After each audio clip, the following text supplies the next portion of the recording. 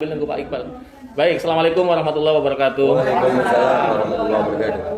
Sangat menyenangkan di siang hari ini kami bersyukur bisa ketemu dengan Ibu dan Bapak sekalian. Pertama-tama kami mengucapkan selamat hari Ibu untuk Ibu di Indonesia, sehat selalu dan senantiasa dalam lindungan Tuhan Yang Maha Kuasa. Juga kepada Bapak yang mendampingi dengan setia, terima kasih sudah hadir di Kementerian Kesehatan dalam rangka menyampaikan aspirasi ibu-ibu Indonesia. Kami sudah mendengar suara loudspeaker di luar dengan berbagai tuntutan, dan semalam kami terima juga beberapa tuntutan dari Aliansi Rakyat Menggugat, dan salah satunya adalah tentang vaksin untuk anak 6 sampai 11 tahun. Dan yang lain-lainnya sudah diselesaikan barangkali di kementerian lain ya. Ya. Terima kasih. Saya perkenalkan dulu, nama saya Busroni dari Biro Komunikasi dan Pelayanan Masyarakat di Kemenkes. Sebelah kiri saya Pak Iwan Sopyan, Humas dari Direktorat Jenderal P2P. Sebelah kanan saya, silakan. Iya, saya Dr. Dian dari Direktorat Kesehatan. Dr. Dian, Dr. Devi dari P2P juga. Kami sementara ditugaskan untuk menerima sambil menunggu Dr. Iqbal dari P2P untuk mendengarkan aspirasi Ibu sekalian serta Bapak untuk kami terima, dan kami akan sampaikan kepada pimpinan kami yang saat ini sedang menjalankan tugas kenegaraan di tempat lain. Silahkan, mohon berkenan juru bicara dari Ibu atau Bapak sekalian. Ya, siap.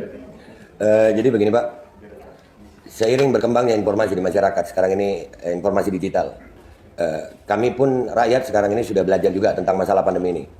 Dan dari awal kejadian saya, mungkin Bapak tahu itu sama Dr. Louis. Ya, kami sampai hari ini kami menunggu adanya diskusi debat terbuka antara dua pihak atau dua mazhab dokter yang pro tentang COVID dan vaksinasi dan yang anti vaksinasi. Ya, karena masing-masing punya data. Saya di sini berbicara, saya kira tadi saya ditemui oleh Pak Menterinya. Kalau saya ditemui oleh Pak Menterinya atau jubirnya, saya meminta Kementerian Kesehatan memberikan apa yang sudah kami minta lewat lapor.go.id tentang keterbukaan informasi publik. Dan itu kami juga sudah melayangkan surat ke Ombudsman. Ombudsman juga akhirnya merekomendasi. Artinya, di sini ada beberapa hal yang kami perlu pertanyakan masalah pandemi. Yang pertama masalah PCR, keakuratan PCR. Yang kedua, masalah efikasi vaksin. Yang ketiga, masalah kontrak vaksin pemerintah Indonesia dengan produsen vaksin. Dan penggunaan EUA, Emergency Use Authorization. Kenapa harus dimandatorikan? Kenapa harus didaruratkan? Dan masalah penggunaan vaksin anak untuk sebuah penyakit yang tingkat kesembuhannya 99,sekian%. Kenapa anak harus diintimidasi dengan vaksin? Anak Indonesia bukan anak yang penyakitan. Anak Indonesia anak yang sehat. Dan tidak sedikit Pak. Kami sekali lagi tidak anti vaksin. Kami anti pemaksaannya. Andai kata vaksin ini dilakukan secara sukarela, kami tidak seperti ini Pak. Kami jadi curiga dengan isi vaksin justru karena adanya kebijakan-kebijakan yang merubah negara demokrasi Pancasila ini. Yang mana demokrasi Pancasila ini berbeda Tuhan, kita harus toleransi Pak.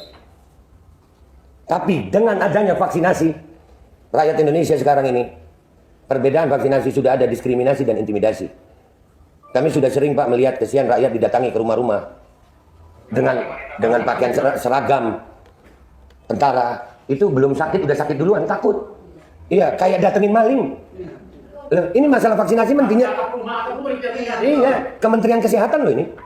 Kenapa apa hubungannya dengan TNI? Dan saya juga mau tanya Pak. Ini termasuk saya kepingin Kemenkes siapkan waktu. Kami mau diskusi debat terbuka dengan Kemenkes. Dengan data dan fakta. Bukan hanya seperti ini. Siapkan waktunya, disiarkan untuk seluruh rakyat Indonesia. Kami akan datang dengan tim terbaik kami. Kami akan bongkar semua data kami. Dan silakan Kemenkes bantah. Dan saya menuntut hari ini ada perjanjian tertulis antara saya dan Kemenkes. Kapan waktunya, dan kalau nanti di diskusi debat terbuka itu kami salah, saya Babe Aldo bertanda tangan rela dipenjara seumur hidup karena telah menyebabkan kekacauan bagi seluruh rakyat Indonesia. Jadi itu yang saya tuntut. Saya tuntut adanya, kan kita di negara demokrasi Pak. Bapak menerima kami dengan baik, kami pun senang ini Pak. Alhamdulillah, ini yang kami cari dari beberapa waktu. Saya berteriak-teriak di medsos, tapi lucu Pak, saya berteriak di medsos bukannya dipanggil, tapi dibungkam.